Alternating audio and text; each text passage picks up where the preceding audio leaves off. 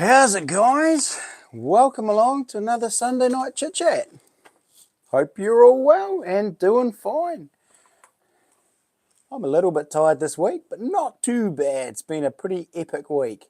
Pretty epic. So we'll just go back to all the first guys. Hey, give me a big thumbs up. Make sure you can all hear me. I'm guessing you can.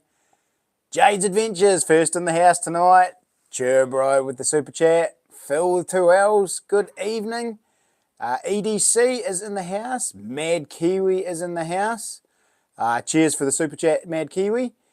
EDC found an 1835 shilling and an 1889 American Wheatie.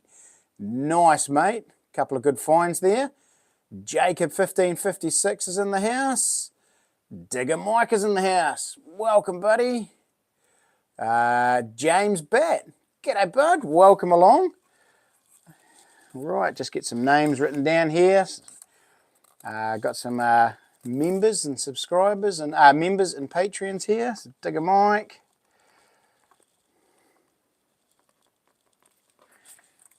Mean and James Batt. Got you, buddy. Shay Webster. How's it, buddy? And welcome along. Watched your adventure 3-day survival trip. It was pretty cool, bro. Had an absolute blast. If you had have caught a possum, would you have eaten it? My goodness, heck yes, I would have. Are they safe to eat? Don't they carry TB? Oh, yeah, back in the day they probably did. They're pretty good now, and you check their lungs and their liver anyway before you go chewing on them anyway. You look for polyps and lumps in their lungs and on their liver. And as long as that's fine, the meat is actually very nice, bro. It's a good, strong, gamey meat, but good night, mate. I was hanging out for a possum. I was pretty hungry. But yeah, you certainly can eat them, mate. It's like everything. Same with deer, mate. You've just got to check them. Just check them for polyps on the lungs and polyps on the liver, or marks on the liver. And if they're all clear, meat's as good as. David Neal, g'day from Palmy North. Welcome, buddy. Welcome to the stream. Nigel from the West Coast is in the house. Get your name down there for the members, buddy. Members and Patreons, thank you for your support. Digger Mike says, sup, Mr. Crispy. Strange As is in the house. How's it, my bro? And I think I'm just about caught up. Doing okay, still pretty sore. Yeah, James has been on the recovery bus like me. Strange As is on the strong juice tonight, so won't be hanging around. Good night. Fair enough, buddy. Got to be done sometimes. Jeremy McCulley. The tops where a stone's throw away needed the rifle. Oh, I was like a few times there. Even walking in and walking out, I was like, oh, I wish I had my binos. Walk past some really nice faces, and I was like straining the eyes. Oh, I'm sure I can see something up there, but nah, not quite. But yeah, it's a good country. Actually had a lot of pig sign up there and a lot of a lot of deer sign. So definitely a place I'll possibly go back for an actual hunt. There was a lot of sign up there. Pig rooting was actually to cry. Yeah, it was sad. It was devastated up there. There are a lot of pig up there, a lot of sign, and yeah, definitely getting out of control up there. But it was pretty crazy. So you have to be it, don't you, mate? Yep. Yeah. Alrighty. Say hi and off you go. No, mate.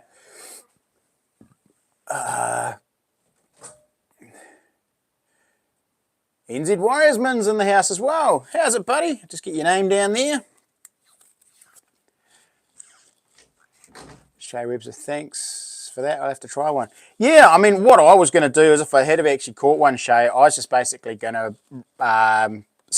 put it on a spit over the open fire. NZ Warriorsman.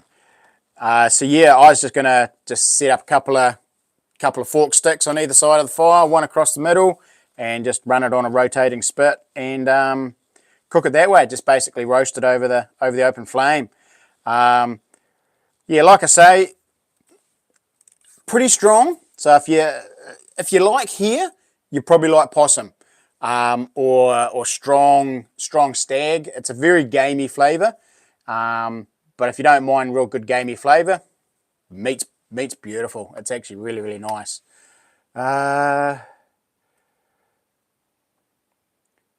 Lower L5 S1 Fusion on Tuesday. You've got one on Tuesday, or you've just had it? Because I thought you'd just had some surgery done. That was Brax Mad Kiwi. That was Braxton, that one. Off to bed. Who's the mongrel in the back? That's young Brax. They're just heading off to bed now. So, no, Ethan's out at his missus, Mad Kiwi. So he'll be coming home later probably. He'll come in and he'll strut around like a peacock and flex. You know what he's like.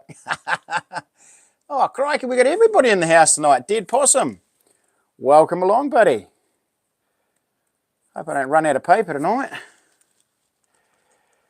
Dead Possum. Man, I was hoping for a few of those on my survival trip, I'll tell you that much. How's it going? Enjoyed the survival video? Cheers, mate. It was fun to do that one. That was a real blast. David Neal. I used to hunt down there when I lived in the South Island. Used to hunt a little north from where you camped, up the Hope River. Yep, been up there. I've been up the Jolly Brook heaps, mate. That was the first time I've actually been to that part of the lake, that part of that area. I've never actually been in that area. Definitely somewhere I'll go back to, though. I don't have dogs, but I've got a couple of mates who I've sort of let the cat out of the bag and says, hey, mate, if you don't mind a 2.5 hour hike with your dogs, man, there's a lot of pigs up in that area. So, yeah, hopefully he'll head up there. It'd be a good place to go up there with thermals too, and just sit the clearings, because they've just decimated the area. It was pretty sad. Oh, thanks for the super chat, NZ Warriorsman. Enjoyed your solo trip. I did too, buddy. It was an absolute blast. It was a challenge, but it was an absolute blast. NZ Warriorsman. Much appreciated, buddy. Thank you. Yeah, I thought you had, mate. Yeah. So, how long you got to, James? How long have you got on the recovery for that? Then you're going to be a while, aren't you? Jeremy hunted Glen Toohey. We bumped a hind on a new slip. Plenty of sign. Yep, been up through that area, buddy. It's a good wee spot. Yeah, I've figured that bigger Mike. Cheers, Jade. Yeah, don't forget to smash that like button.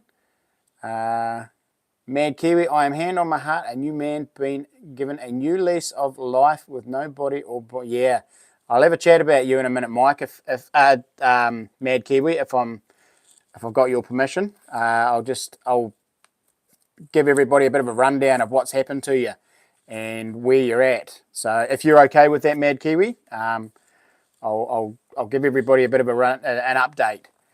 Cheers, Nigel. Thank you for that. Much appreciated on the super chat. Get you in the end of stream draw. There's still some good red stag genetics in Lake Sumner. Yeah, I think that's up further. So, like, I was at the bottom end of Lake Sumner. I think up the top end of Lake Sumner and up through there, up past Hut 2 and 3, or across and up and through the McMillan and up the back of there and in through the Hope and right up the back is meant to be some pretty good sign. I've got some mates who will go there every raw and come out with beautiful, beautiful stags. So, yeah, it's nice up there. 3 months, mate. Oh, you're lucky. I'm 10 months now. Next Monday when I go back to work, I will be 10 months off the tools. It has been very frustrating. Very, very frustrating. Good on you, Mad Kiwi. You got... I know, Jade. In fact, I had a look just before I came on here, and my stats show that video has gained 1.2 something or other thousand likes already, and I only posted it last night. So it's this was the reason I actually wanted to do one of these videos, purely was because they do seem to get a lot of views, And if you do them well, they can actually blow up on you. And so far, this one's doing really well for me. I mean, this is probably my fastest, the fastest rate of subscribers I've ever had.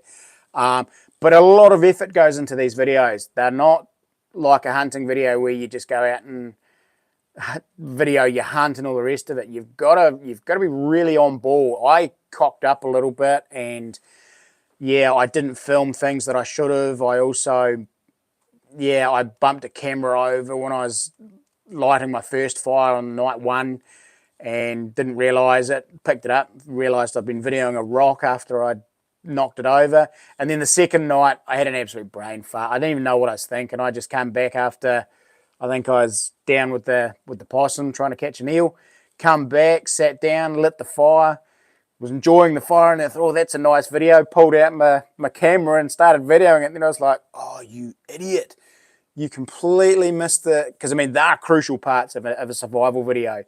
Obviously, getting water, getting food, lighting your fire, building your shelter, and I cocked up. Probably the most crucial part of the video, and I didn't get it on video. So Uncle Clay told me off a little bit for that one. So he said that was a major, major faux pas. So next time I'll definitely be a bit more concentrating on that. But they do take a lot of time. I went through 4 GoPro batteries, 4.5 GoPro batteries, and pretty much flattened my iPhone videoing it. I narrowed it down when I got home. I had 110 video files and something like about 70 or 80 gigabytes of video footage.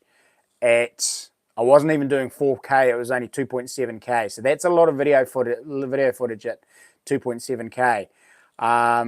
So yeah, and then you got to compress that into a video that's going to be short enough that people will enjoy watching it and watch it right through. But so far, people are watching it right through, which is good.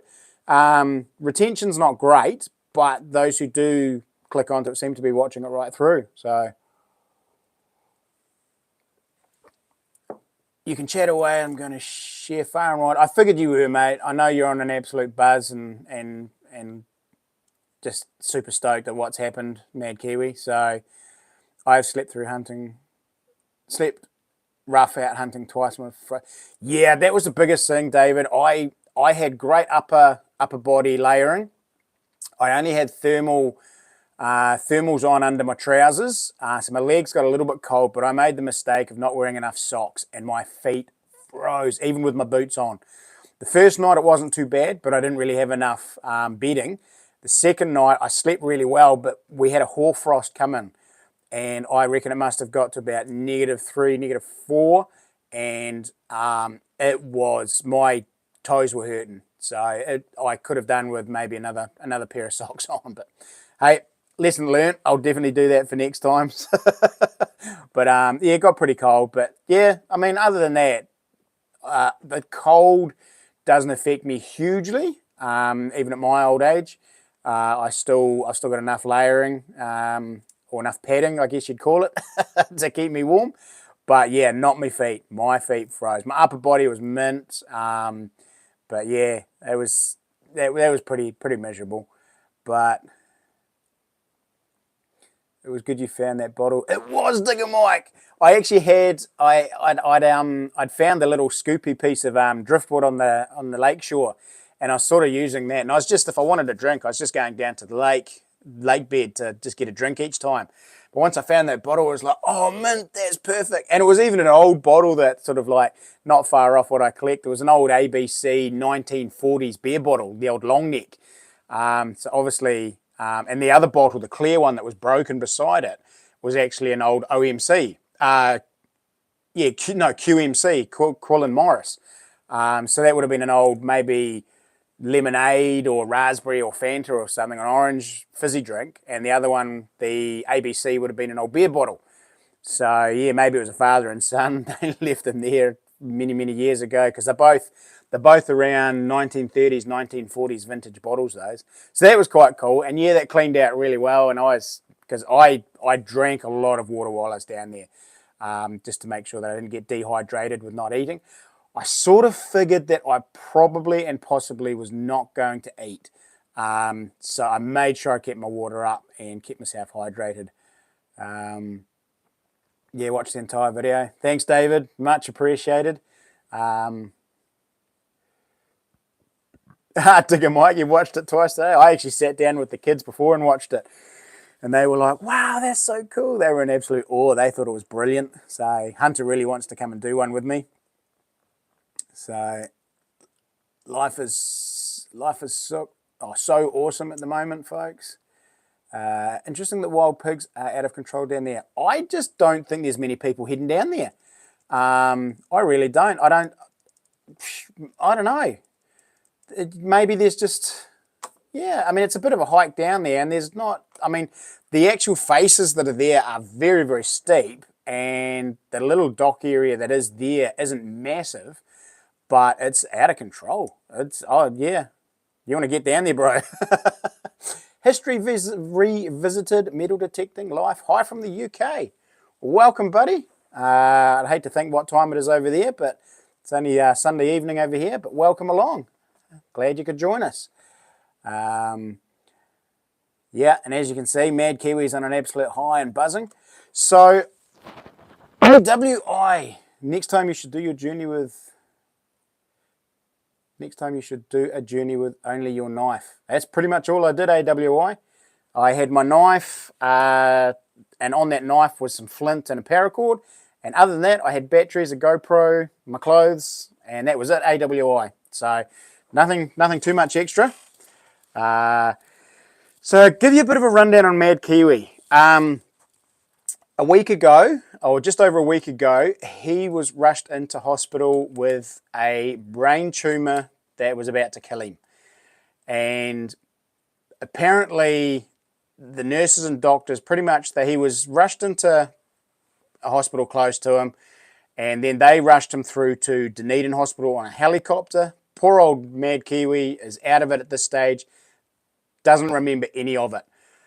When he comes to, he's had 95% of his pituitary gland, which is up in the front of the brain here, 95% of that has been taken because it had a brain tumour on it. Now, I don't know if you know much about the pituitary gland. I don't, other than the fact that I know it regulates and controls a lot of your hormones in your entire body.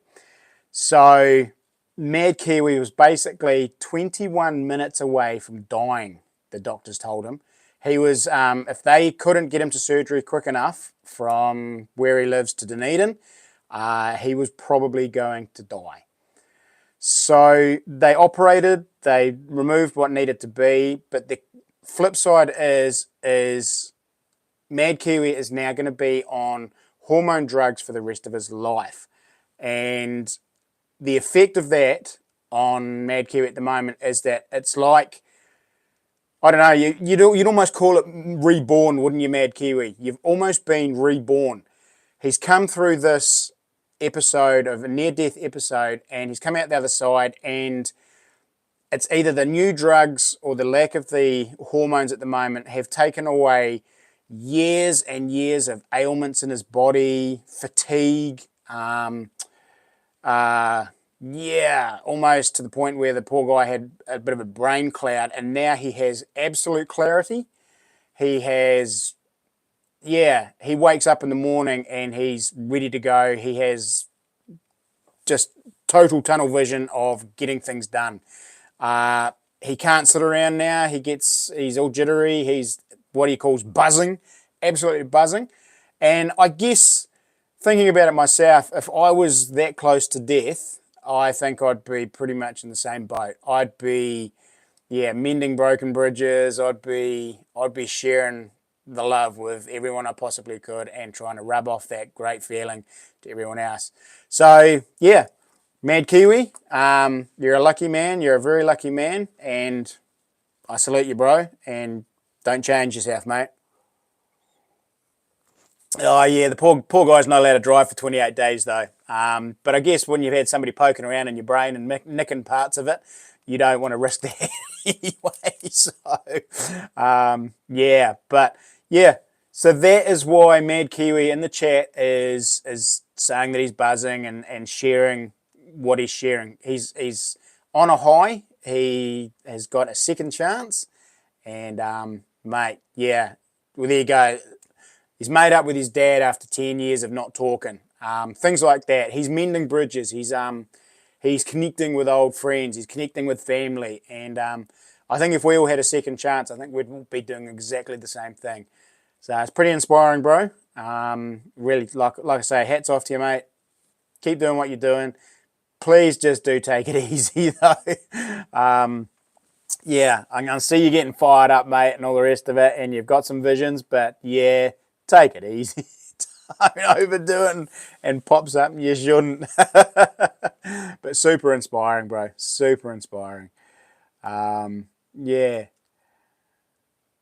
Oh, well and truly, David. It's very inspiring. I mean, I had when I had my neck done a few years ago, I I was meant to go back after my surgery. I was meant to go back and to see the surgeon within 2 weeks, but they cocked up the dates, and I went back about 3 weeks later. And the surgeon took the bandages off my neck, and he was like, "Oh, does it hurt?" And I was like, "Nah." And he says, "There's no pain." I said, "Nah, it's fine." And he's like, "Oh," and he's poking and prodding, and I'm like, "What's wrong?" He says, "What have you got planned for the rest of the day?" I said, "I'm just going home." He says, "No, you're going straight into ER." And I was like, "What?" And he says, "Oh, it's infected." But that was all he really said. He just said, "You've got an infection." I was like, "Oh, okay." And I said, "It doesn't hurt." And he says, "Oh, it's a pretty bad infection." I said, "Okay." He says, "No, so you need to go straight into ER and we'll take it from there." So I went home, got dropped into ER, got pretty much admitted straight away, went into the ward, and I was first on the list the following day for surgery. And so the surgeon did the surgery. He pulled a whole heap of infected material out of my neck and stuff like that. And I woke up later that afternoon, and they put me in the ward with all these other people that were dying and things like that. It was crazy. And the nurse come round and says, "Oh," says, "you're so young. You're such a lucky man." And I'm like, "Oh, what do you mean?" She says, "Well, this is where people come to die." And I'm like, "Why am I here?" And she said, "Well, have you been told?" And I was like, "Told what?" And she was basically says, "Well, you would have woken up dead within the day." And I'm like, "What do you mean?" And she's like, "Your infection was so far through, and being in your neck and so close to your brain," she says, "you probably would have woken up Sunday morning dead." And I was like, "Wow, okay." And I says, "Oh, my surgeon didn't tell me that." And she says, "Oh, yeah, he tends not to try and freak people out, but yeah, you were pretty close to not surviving." So that was a bit of a wake up call for me. It's certainly changed a few things. I mean, that's not being 21 minutes away from dying. I still had a day up my sleeve, but the reality is if I hadn't have gone and seen the surgeon, I had no symptoms of infection. I had no pain. It was a little bit red, but not that bad. The flip side is I have a very high pain threshold, so what I think is okay to other people might not be. So I didn't even think it was that bad. And of course, yeah, so if I hadn't have seen the doc, I probably would have died that weekend. So it was just a lucky set of events. But again, that could have been changed by the fact that if the doc got the right blimmin' dates, I wouldn't have had that issue from day dot. But yeah, so that opened up my eyes. That gave me a bit of a new lease on life and a bit of a change in my perspective. So I do understand, Mad Kiwi, where you're coming from, bro. It's second chances, mate. You got to take them while you get them. The guy with 9 lives. Well, hopefully he's got more than 9 lives. But yeah, I know you're fantastic at the moment, Mad Kiwi. I hope it lasts. I really do. But just be aware that you may start to come down and come off this awesome high that you're on. But life can be snatched away in an instant, David. It certainly can. And we've been in that boat a few times. My wife's father was taken way too early, 57 with cancer. And even I had a young cousin who was snatched away from us one night, died in his sleep. His heart just stopped. He didn't even have a heart attack. It just stopped. Fit as a fiddle, and he was only 27, I think, from memory. So up-and-coming Taekwondo national champion, was going to go to the Olympics to represent, and he just, yeah, woke up dead one morning. He even had a smile on his face, which was really uncanny. It was quite weird, but his heart just stopped. Just not even a heart attack, nothing. Just yeah, they called it a cardiac episode. And so yeah, life is precious, guys. It is precious. So you've yeah, take each day as it comes, and yeah, run with it. I hope you don't crash and burn, mate. Definitely not. I'd hate for that to happen. That wouldn't be cool. So I'm not running any giveaways tonight during the stream. I didn't do a weekly vlog because I spent 3 days away, and I've been with the kids this afternoon. My wife spotted a thing. We got $5 movie tickets, so we went and watched Spider-Man. So I've had a pretty busy afternoon, and I haven't actually organised anything. But yeah, so I hunt for fallow deer and red deer up here in the Ruahinis. Oh, cool. Yep. I wouldn't mind doing a trip up there one day and chasing a seeker, getting a seeker stag. I reckon that'd be pretty cool. I reckon they're a wily little stag. That'd be pretty cool to have one of those on my wee trophy wall up the back there. And still yet to shoot a fallow buck. I don't have a fallow buck yet. I've shot plenty of fallow does, but still needing a fallow. Alrighty, guys. Well, I didn't show you this one last week because I actually completely and utterly forgot, but I thought I'd just showcase this one for you tonight. So this is going to be my EDC hunting knife, possibly, if I decide to. I'm still open as if anybody wants to buy it. If somebody really wants it, I will sell it. Otherwise, it's just going to be one of my personal knives, and we'll go with my brute. But this is what I call the camper, and this is that beautiful, awesome 5-color camo lemonade. And the handles come up mint. I love it. It's such a cool combo. And it actually doesn't do it justice in the camera, but it's got a real nice gloss to it as well, and a real pattern. It's almost like a carbon fiber pattern. You can't quite see it in there. And then this is the camper style blade. The old logo there. And it is razor sharp. I could probably, I could well and truly shave my beard off with this brute. So yeah, so this is probably going to be maybe my main hunting knife. I'm going to make a nice leather sheath for it. I've got to sort out some more leather this week. Hopefully that'll come. And I'll make a sheath for this. I'll make a sheath for your knife, Jade, and get that one sent up to you. And Blade's pigging his knife, his pig sticking knife. I'm going to do a leather sheath for that. The wee small bits of leather I get don't go too far. So yeah, so I've got to get some more this week. But yeah, I love it. It's cool. It's a nice wee knife, good size. Pretty much do everything. Still got a nice drop point on it. So that'll be quite cool for skinning, dressing out, boning out. Love it. So if anybody does want it, I will do a deal on it, but otherwise, yeah, that'll just go into my thing. I've got a seeker above the fire. Nice.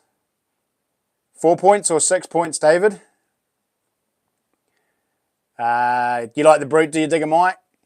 I loved it, mate. That knife, it's actually still in the truck. It's sort of become my EDC for the truck. It's a cool knife. It stayed so sharp. I couldn't believe it. It was like I was hacking all that stuff apart for the shelter. Made a spear out of it, and I mean I was cutting logs down about yay big, and it just kept on going.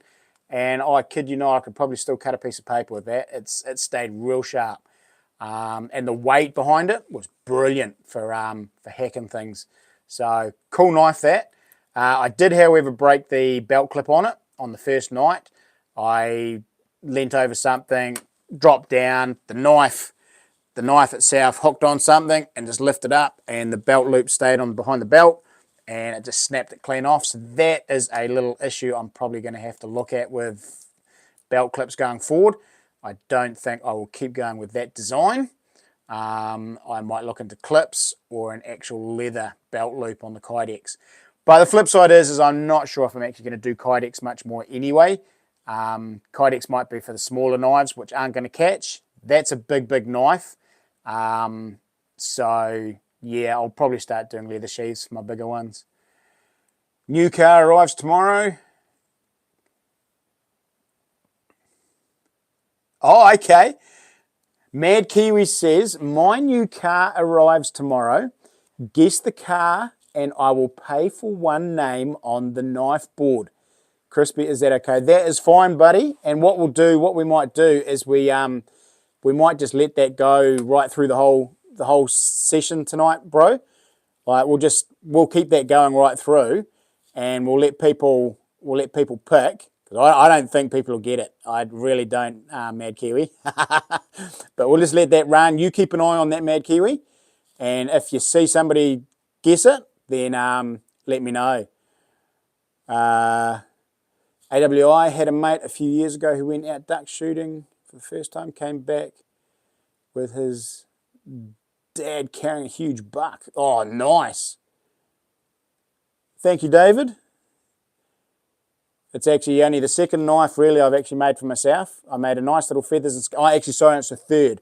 I made a nice little feathers and scales knife, but I ended up giving that away in my 4,000 sub giveaway.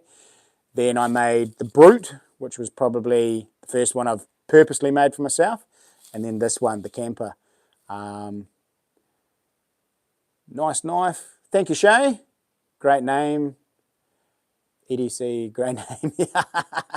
I haven't actually made an EDC knife yet, bro. I'm thinking about one at the moment. And it probably will be similar to this with probably a thinner blade and maybe a little bit shorter and a little bit smaller on the handle. So not quite a full-size handle, a little bit skinnier through the girth of it. And then the shank of the knife itself probably be a little bit smaller, a little bit shorter, so that it's a good everyday carry, just a small one with a full-size leather sheath, so it's completely hidden away. And I'll probably call that the EDC, and that will probably go on as a permanent addition to my knife setup, to my lineup. Sorry. AWI, I should try using some deer leather. What's it like, AWI? I've never actually thought of deer leather or even heard of it. No, it's not a rotary, Mad Kiwi. Digger Mike, I'm sure he'd love one. 8 points. Oh, wow. Jealous much, David. How cool. Going to be at Goldsboro this weekend. Oh, you going to the Patreon catch-up with the sluices? It's Father's Day this weekend, and the kids really want to do something, so I will be staying home. I had actually planned to go and see Charles at Dredge NZ this coming weekend, but I've put that off. I'm going to go down there the following weekend instead. But yeah, being Father's Day, I sort of got to stay here, so yeah.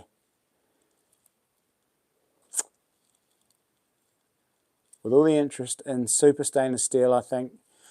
Oh, David, the 1084 high carbon I use is it's the easiest to heat treat with basic materials, and I've only got a little Devil Forge. So I use the Devil Forge to do the quench, and then I just throw it in the oven at 180 for 2 sessions to temper it back. Whereas stainless and some of the other steels, the process to heat treat them is quite complex, and I just don't have the gear, like the temperature gear, to actually regulate it all and do it properly.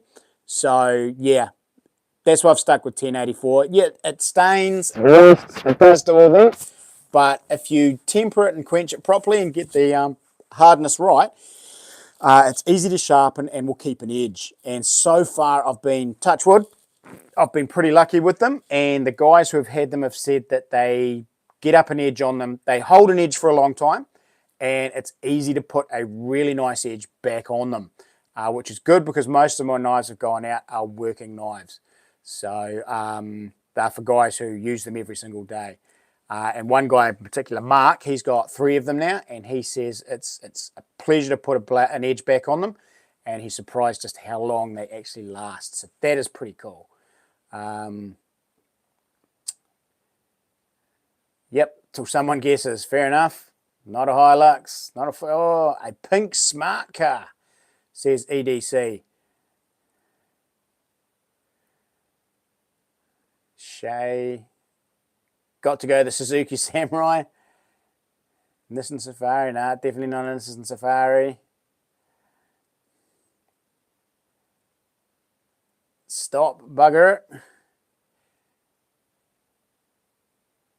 There's the colour Mad Kiwi. Yeah, I wasn't going to say anything, but EDC, you did actually get it, bro. Have you ventured to South Ashburton branch up to Boundary Creek? Haha, Jeremy. I actually have, bro. I haven't actually gone up. I haven't gone up Boundary Creek. Well, no, sorry, I have, but I've only gone far as the Pine Block. My last possum video that I did where I got my possum stolen was Royal Creek and Boundary Creek. I did the Pine Block at the beginning of Boundary Creek, and then I did all the way up Royal Creek to where you start going up the hill. So I have been up there.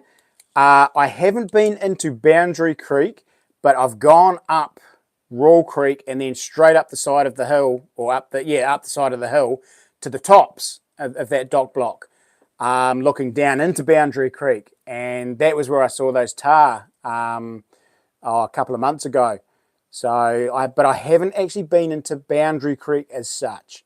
But I've had another mate who's said Boundary Creek's actually quite a good wee spot. So it is on my radar. I will do a trip into there one day.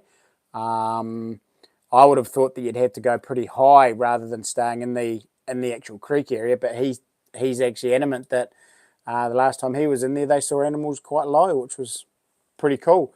But yeah, no, it's definitely on my list there, mate. So Mad Kiwi says smart car. So it's a Mercedes Smart Plus 2. Yeah, exactly. And he's 6'2", and I sort of had a wee giggle too when he told me that he'd got it. I was like, oh my goodness, you've got a tiny wee car like that. So, David says, I have a Svord high carbon steel drop point since 1988. Still a good sharp knife. David, I've always wanted one of the Svord Von Tempsky replicas, the big Bowies. I collect Bowies, and it's always been one of those knives I've always looked at for, oh, that's a beautiful one. But being a new one, I sort of collect vintage Bowies. And being a brand new Bowie and being over $400, it's like, oh, yeah, nah. Often seen them, often just about pulled the trigger on one, but never actually bought one. But one day I will, when I'm rich and famous and my YouTube channel is blowing up. So EDC is the winner. Cool. Okay, EDC is the winner, but not pink. So well done, EDC. So I'm going to write your name down. EDC. I'm just going to put EDC, and you win an entry in the knife drawer for guessing smart car. So well done, EDC. Congrats, bro. Deer leather is a bit softer and easier to work with. Not sure whether it would hold up for too long. Oh, okay. So would look pretty cool maybe for a maybe more of a decorative sheath, wouldn't it? Maybe. How does it carve and etch and all the rest of it? Because I know that the cowhide you can do etching and patterning into it, and it all sticks. It's like when I do my logo, you hammer the logo into it, and it just stays there. It's got like a memory. It's very cool. West Coast Ferals in the house. Afternoon. It's still afternoon over there on the coast, is it? it's evening over here in Christchurch, bro. How you doing, bud? I know you've had a pretty busy week this week too. How much do I owe you? What for, Mad Kiwi? You don't owe me anything, bro. Red Mountain stream loaded with tar. Okay. Are you from down that way, Jeremy? Mountain bikes, your friend going in there. Fair hike. Oh, okay. Yep. Need one of those wee electric ones, don't I?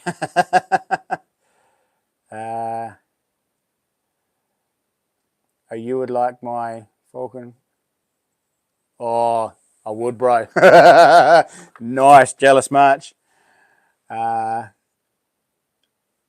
EDC in my cutlery drawer. What's in your? Oh, I've been at home sick since Thursday. Oh, what's wrong with your EDC? That's not good, bro. Hope you get much better. The knife drawer? No, don't owe. No, you don't owe me anything, Mad Kiwi. That's cool. That is not a problem at all. Are you going to be looking? What are you going to be looking for, West Coast? Are you trying to chase some gold, or you got somewhere where you possible good old relics? That'd be cool. Haven't done any etching on deer leather myself. Oh, it does hold an etch. Oh, cool. Because one thing I like about the cowhide, the cow leather, is it holds whatever you put into it. Yeah. It's almost you got to be careful, because even if you hook it with your thumbnail, it will you can leave little half rounds and little notches in the leather, and they don't come out. It stays there.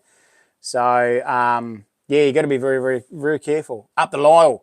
Oh, sweet. So you'll be chasing a bit of gold there, West Coast. Be interested to take the metal detector over some old musket war battle sites. Yeah, there's guys. Mad Kiwi. You didn't have to do that, bro. There's a few guys up your way, David, who I've known about, who have found muskets, like musket parts. And last time I was up in Rotorua, I hooked up with a few guys up there for a big nationals get-together. And we went out to Lake Tarawera, where it erupted. And I found parts of an old musket and musket balls and all that sort of stuff that was under the mud. So under that layer of mud, where it was pre-eruption stuff. That was very cool. That was, I mean, that's been a bucket list on my list for a long time, to find musket parts. And I went up there a few years ago, and I got a couple of brass bits off a musket, the ramrod holder at the end, a nice little brass ramrod holder, and then I found a couple of musket balls and a couple of Enfield rounds as well. So that was pretty cool. Also found a silver ring that was made out of a coin, and that was under the mud layer as well. And so that would have been a British sterling silver coin, probably about a shilling or a sixpence size. And so that would have been pre-eruption as well, pre-18.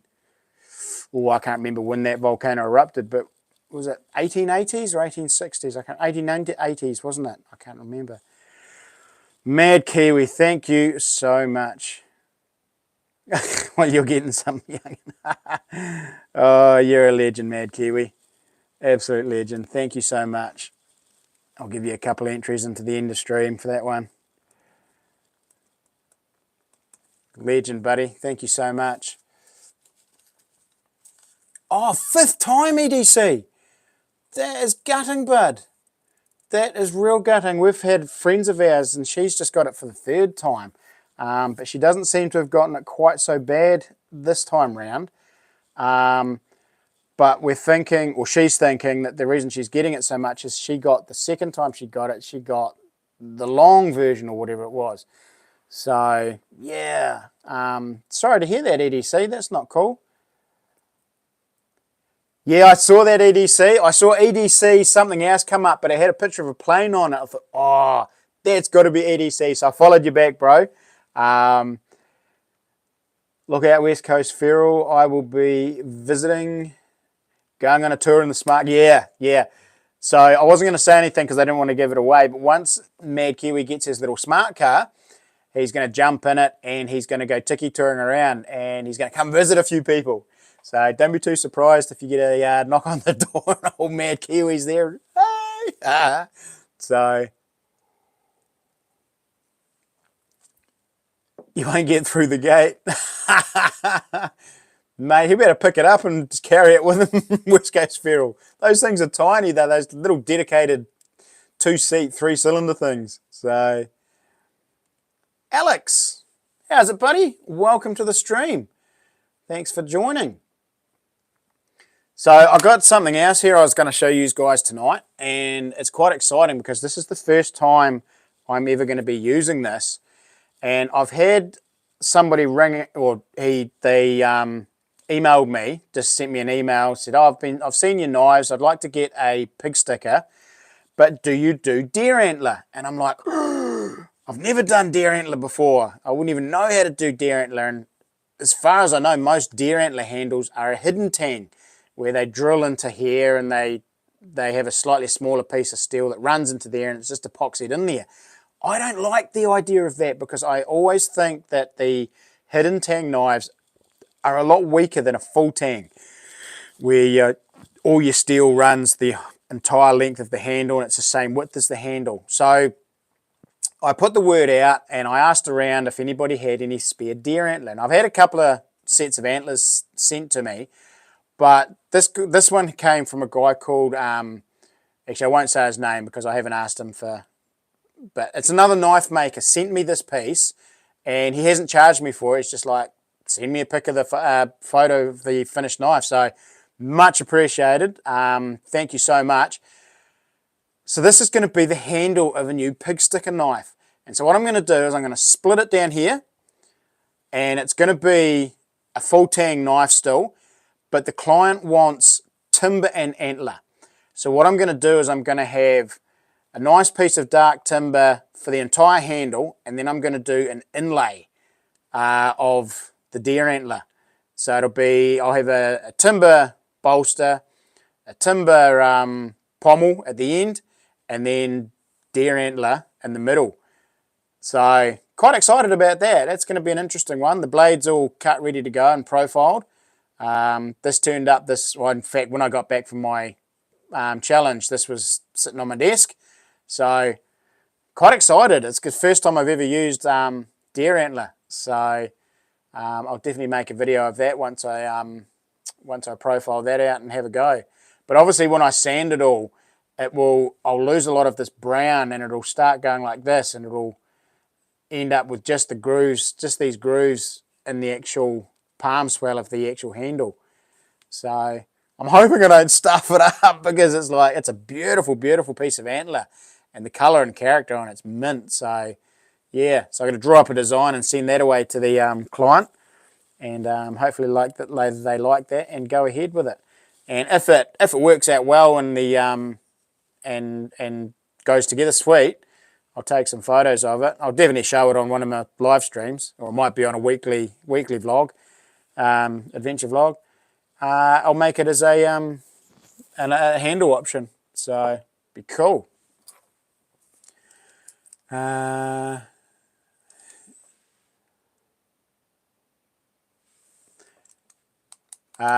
you asking West Coast if there's a claim up there, bro?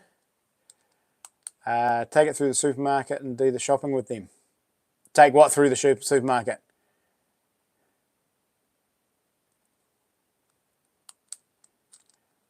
Mad Kiwi should have gotten a Peel P50. Yeah, that's exactly what I'm going to do, Mad Kiwi. Chop it, split it down the middle. I'll run it through the table saw, split it down the middle, and then I can glue it all up as per a standard handle, and that'll still give it that strength. Yeah, definitely keep an eye out for that, Alex. No way, mate. A screaming villa's 2-stroke is gonna. Yeah, true. My baby just woke. Nice. Still sleeping right through here, do you see? Oh, Mad Kiwi's new car. Use that as a shopping trolley. Yeah, just about good. Tiny wee things, those things. So I want to ask you guys, since you guys, most of you guys on here are sort of my loyal supporters. I want to just float an idea past you. I've been talking to another YouTuber, and he reckons that I have a couple of channels tied up in my one channel, and he was suggesting that I actually do another one. And he suggested I do a dedicated knife channel.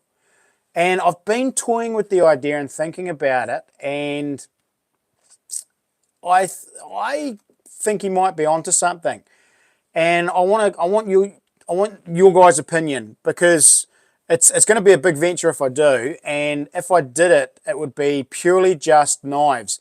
So there wouldn't be as much knife showing on this channel, other than what I use and possibly the odd little bit in my adventure vlogs. But what I want to do is I want to have a dedicated knife channel to just the making of the knives and the sheaths, and it would be all completely AMSR. So none of my yapping away, none of my talking, all just videos on the build process of the knife. So from the flat piece of steel to the finished product, no talking, probably no music. It would just be the build process. I don't know how it'll go, and I've been researching quite a few other channels, and they seem to do okay with them.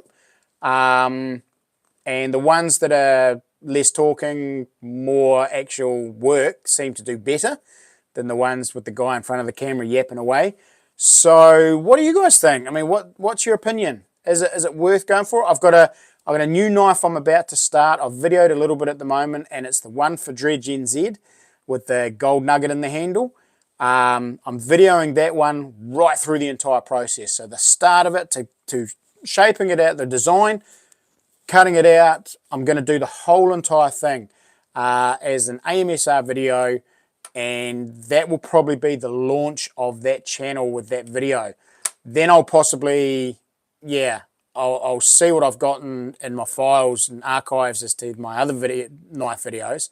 But other than that, it might be from there, a video comes out every month of a complete build with smaller videos in between. What do you reckon, guys? Mad Kiwi says, yes, absolutely. Yes, mate, absolutely. West Coast, do it. Nigel, makes sense to do it. That's what I thought, mate. I mean, it could be that channel actually does well and becomes the income stream to keep Crispy's Kiwi Adventures going with all the fun stuff. Because I know this channel's never gonna blow up and do well, because I do too much hunting in it. And of course, YouTube, anybody that does hunting and YouTube, it's very hard to grow, very, very hard to grow. Whereas a dedicated knife channel, it's like a how-to channel where it has potential to actually take off and grow. But I'm just a bit nervous about starting another a whole new channel. Bring on Crispy's Blades, yeah. Go hard, where do I subscribe? Okay. Oh, well, general consensus is possibly that I should just do it, eh? He woke up at 3 a.m. this morning and throw his toys out the cot. He's into that already. My goodness, I thought they didn't do that until they got a bit older. Oh, that's classic. Colin only has Facebook. Yeah, well, that's the thing. I mean, I've talked to Colin. I've talked to the other guy who gave me this, and the guy who supplies all my bits and pieces from Artisan Supplies. And they're all of the same opinion as well, that a dedicated channel would be a lot better.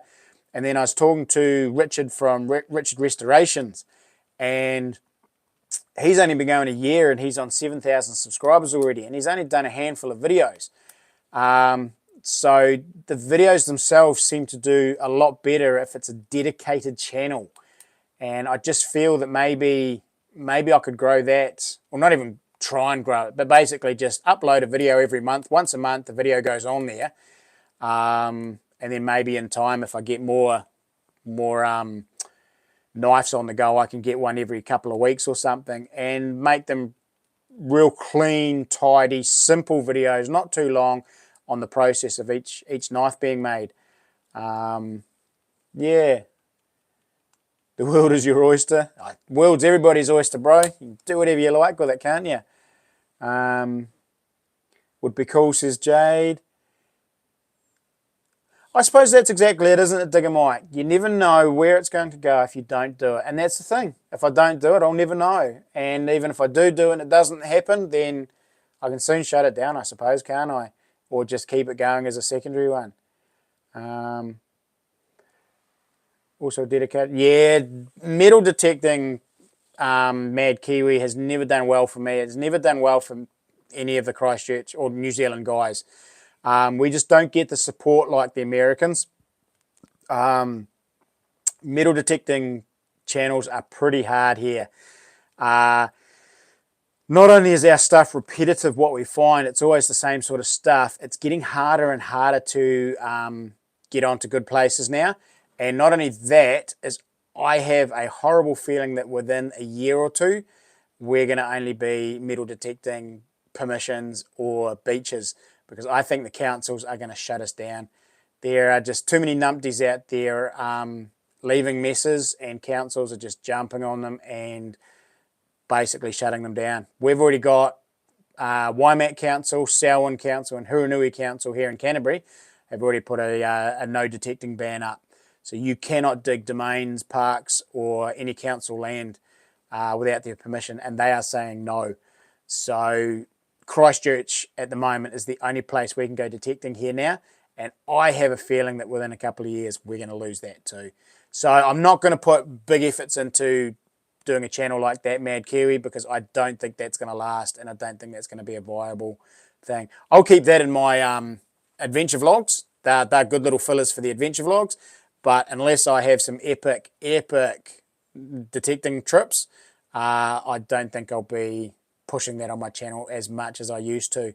And it's sad because, yeah, there's some, I mean, I've got a park out in South Canterbury that I love, and it produces awesome stuff, and I got kicked off it last time I was there and told not to come back under any circumstances.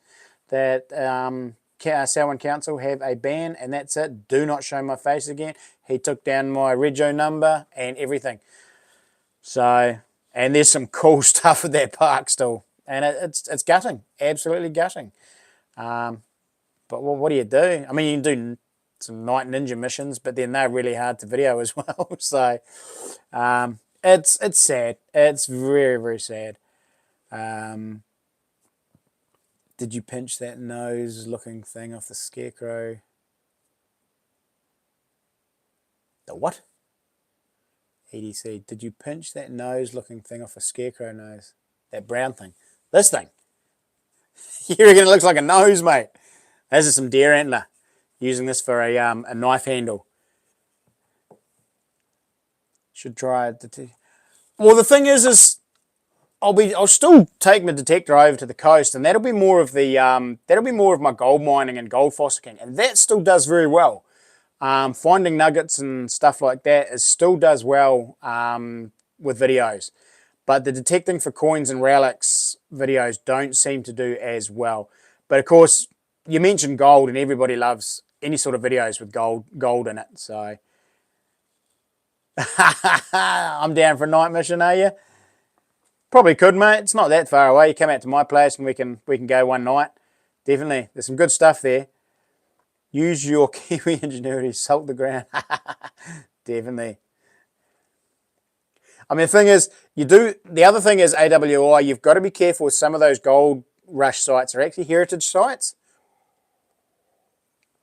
And they are actually protected. So if DOC actually catch you detecting on there, they can fine you and imprison you. So because you're actually not allowed to disturb the ground or take anything from those sites. So you do have to be a little bit careful when you're metal detecting for relics and coins on some of those old heritage gold rush sites. However, if you're looking for gold, different story. So. Oh, yeah, well and truly, Mad Kiwi. And that's the thing. It's going to become permissions only. And it's going to be a matter of finding out where the old race courses were, where the old AMP grounds were that are now farmlands, and just going and asking them. Most of those guys are happy as for you to do it. I've had a couple of permissions where we found an old race course. We didn't find a huge amount there. We found some coins and bits and pieces, but not much. But it's been ploughed for many years. It was an old 1800 site. So that was quite cool. And that's what it's going to become. It's just finding the old sites, old pubs that are on farmland now, and just getting permissions and things like that. I've noticed that a lot of the guys already here in Christchurch are starting to do that, starting to get permissions and dig permissions. So that's pretty much where it's going to go. In Otago, there's a crap load of old mining camps that aren't heritage. Oh, okay. It's going to know where to look. Yeah, Mad Kiwi knows about quite a lot of sites down there as well. He's last time I was there, he took me to a few sites that were all farmland. One in particular was a race course. It's all farmland now. So yeah, there's one down here I haven't touched yet. Sweet. Have to do another trip down there, eh, Mad Kiwi? Come down and bring a couple of detectors down and we can both have a good crack. So, wicked. Oh well, tonight's recession's gone pretty quick. I don't really have a huge amount more to share. So I might start. Yes, we did get that silver florin out of there. We got that. That was off the what we pretty sure was the embankment area of that race course, wasn't it, mate? While you were talking to the cows.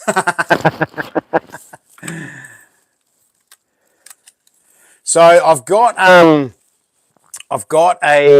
another survival mission lined up, and I've picked another area.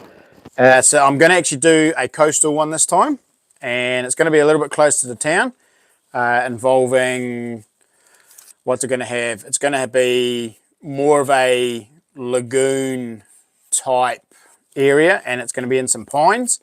So yeah, going to do some research. It's actually not too far away from here, from home, and I'm going to do a bit of research into it, go and have a wee look and see what it's like. So hopefully maybe within another month, I can do another one of these survival missions, and yeah, see how it goes. I don't know whether I'll take the brute or whether I'll take this cool knife this time. I want to build myself up to do a complete primitive challenge like Clay Tool Stories does, and not take anything, and go somewhere where there's plenty of rocks and stones that I can break up for blades and flints, and also flax so that I can actually do some cordage. I'm going to teach myself how to make cordage out of flax and all the rest of it. And then I'd love to be able to go and do a complete primitive challenge where still make my shelter, make a shelter, gather water, things like that.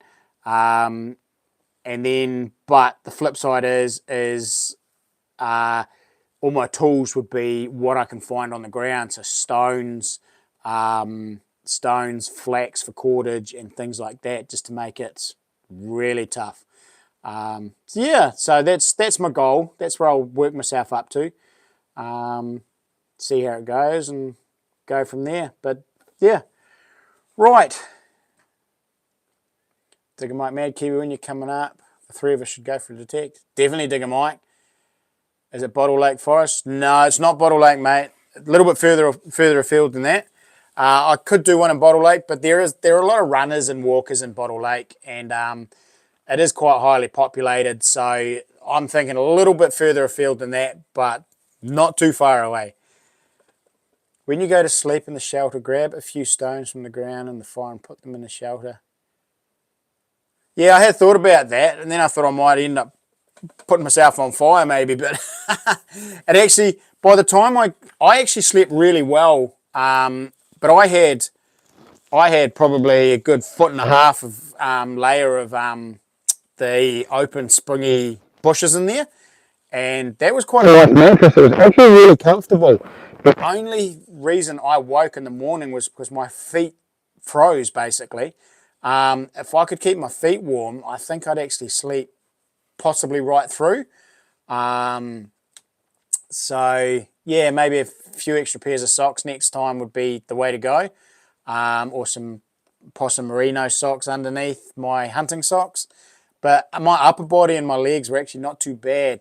The second night we had the hoarfrost in the mornings. That was bitterly cold. I mean, that's, yeah, I reckon -3, -4 degrees.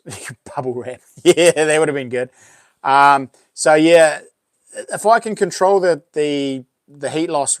The other thing is one thing Clay said to me too, is he said actually to pile, not only lay on the bedding that I had, but with the pile over my legs as well, to actually wrap my legs in the bushes and stuff.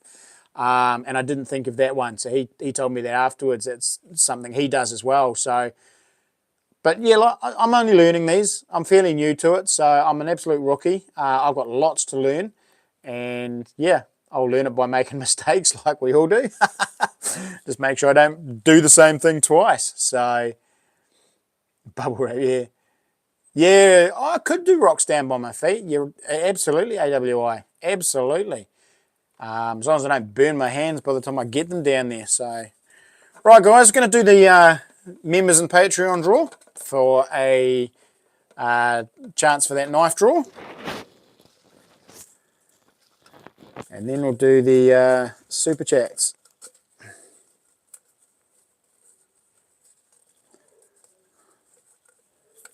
Oh, we've got one here.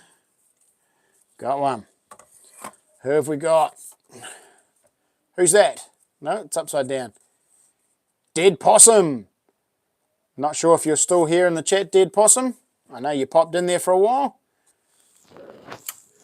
Dead Possum, you are on the board.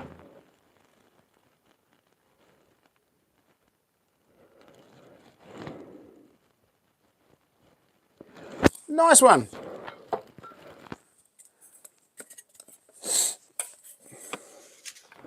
No, haven't seen you in the chat yet, the Dead Possum. He must have left already. Actually, was Dead Possum the one that was on the Terps, wasn't it? I think Dead Possum might have been actually. So he'll get a nice piece of prize next time he comes on. Finds out he's on the thing. Oh, AWI getting in there with a sneaky last minute super chat. Good job, buddy. Jay Himera, welcome along. You're awesome, bro. Oh, sure. I wouldn't say I'm awesome, but thank you. ASMR is easier than explaining what you're doing. Oh, exactly. Well and truly. Edit with explaining what you're doing. Give me a totally different. Well and truly. I mean, I did a knife sheath video just recently, and I did that in complete AMSR and just put speech bubbles, little speech bubbles, explain like where I'd say something. Oh, mad Kiwi, stop it! Where I'd say something and explain what I was doing, I've just put little speech bubbles up there. Well, it's still okay, but I mean, not everybody wants to see a Kydex sheath be made. I just made it because I didn't have much content that week. But I also did it as a bit of a learning curve on how to do an AMSR and how hard it was with the editing. And it wasn't actually too bad, so I actually quite enjoyed it. So you're definitely right, eh? It takes a lot of the, although I did find, I'm a chatty person, and I did find it hard to just like not say anything during the video and just do what I was doing, like just do the work. But no doubt I'll get used to that. But yeah, you're absolutely right, Jay Himera. ASMR it's easier.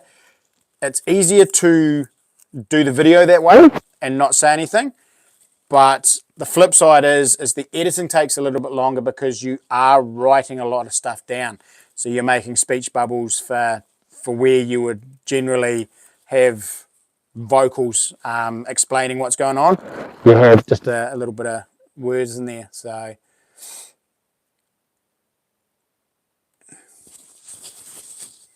you need to move where I've got my mic. Can't you hear me, mate? What's up with your mic? Have you lost me? Can you hear me? Maybe my beard was getting in the way. Can you guys still hear me okay?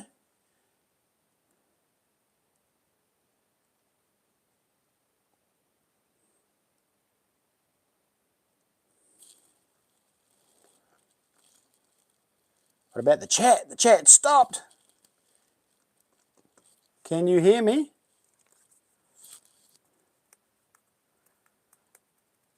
Just overloads every time you lean forward. That's actually probably my beard going and munting it, isn't it? I wonder if I actually...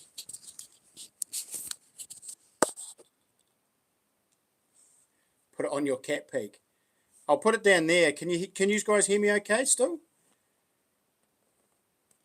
Sounds funny. Yeah, it's probably my long beard. I'm not usually wearing a hoodie like this, and it's right up under my throat, so it's probably... Does that sound a wee bit better? Sorry, guys.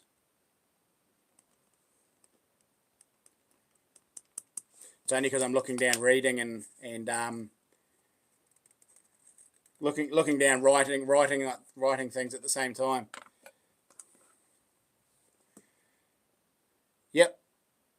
Yep, still good, says AWI. Digger Mike says yep, so you can all still hear me, sweet. Oh, that's good. I'll just leave that down in front of me this time. Get a mixer. I've got that thing that you gave me, mate, but I have no idea how to use it. Alrighty, guys. So, again, chaps, much appreciated on all your support and all your donations. In fact, if it wasn't for you guys and YouTube paying me this week, I probably wouldn't have actually made my wee trip away, because that pretty much paid for my gas. So, very much appreciated. So, what you guys do donate does go back into the channel. Yep, loud and clear. Everybody says, yeah, so attach it to your beard. Yeah, then it would just probably be all the time. You do need to visit, mate. Yeah, I'll figure it out for next time. We're nearly done anyway. So, right. Who's it going to be for the... What do we got? Have we got one there? We've got one. Keep it so you guys can see it. Open it up. And it is... Had to be, didn't it? Mad Kiwi with all those donations. Mad Kiwi, you're on the board. You're not even on the board yet, bud. So Mad Kiwi, congrats, my bro.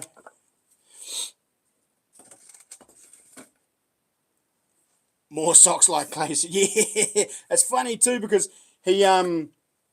he's told me that about 3 times now. He told me that when I first told him when I came home. Then I got some opinions on it from him with my video, and he said about his socks again. And then he wrote down in the comments on the video about his socks. So he's making sure I get the message. Wear more socks. Congrats, Mad Kiwi. You are on the board for knife draw number 4. So NZ Warriorsman, you're number 2. Jade's got 1. EDC has 1. Dead Possum has 1. And Mad Kiwi has 1. So we're nice and spread out this time. Not like a big Arnie C takeover. My kids are all in bed, EDC. Well, hopefully they're all in bed. Yeah, no, I'll be looking forward to seeing you, Mad Kiwi. If you do come up, just let us know, and we'll keep an ear out for you and an eye out. Right. Haha, watch this space, says Mad Kiwi. Alrighty, guys. Well, that is pretty much me for the night, for the evening. I'm going to go and, yeah, have some dessert with my wife. She made up a yummy ambrosia. So I'm going to go and have some of that. So everybody have a cool week. Oh, just to quickly finish off, this is my last week of freedom too. So this is the last week where I have no work. On September the 4th, I go back to work. It'll be 3 to 4 days a week. We're not entirely sure how the body's going to go at this stage, so we're just going to take it easy and play it by ear. But yeah, so the adventure vlogs may become a fortnightly thing, depending on how much content I can cram in each week. So for the first wee while, it probably should be all right. I'm only getting small jobs, so I'll have enough time to do other bits and pieces and the odd day off to do some day trips. But in time, once I get back to work full time, yeah, I'm not entirely sure how I'm going to work those adventure vlogs, but we'll sort it, won't we? Sure, there'll be plenty of stuff I can do in the evenings, and maybe even throw a bit of funny work stuff in there for you. So give you a bit of a sneak peek as to what I actually do. Tigger Mike's got to go early, so he's off to sleep. Hey, Mad Kiwi, thank you, mate. You're an inspiration to us all, buddy. Absolute inspiration to us all. I'm still working through my first bourbon, mate. Love Ambrosia. Yeah, it's one of my favourites too. What do you do for work? I'm an ex-builder, EDC. So I've been a builder for the last 30 odd years. But at the moment, I'm just having a break from that, and I'm installing brand new fascia and gutter on new builds. So doing the fascia and gutter before the roof goes on, and just working by myself. Absolutely loving it, mate. It's pretty cool. Pretty cool. A lot less stress than running big crews on building sites and stuff like that. And yeah, I don't think I'll go back to the building. I enjoy this work too much, so it's good. Yeah, Mad Kiwi's not working at all at the moment. He's having a bit of a break, so good on you, mate. Good on you. Alrighty, guys, I'm going to call it a night. So everybody have a great week. Look after yourself. Be safe. And yeah, we will see you next Sunday night. So, till the next one, guys, happy hunting. And lots of buzzing. Hey, Mad Kiwi. Cheers, buddy, and have a great week.